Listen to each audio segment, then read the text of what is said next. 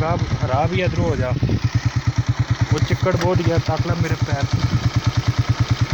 हाँ इधर ए राह जाना, ये भी अपर रोड चढ़ जासी। हो जा।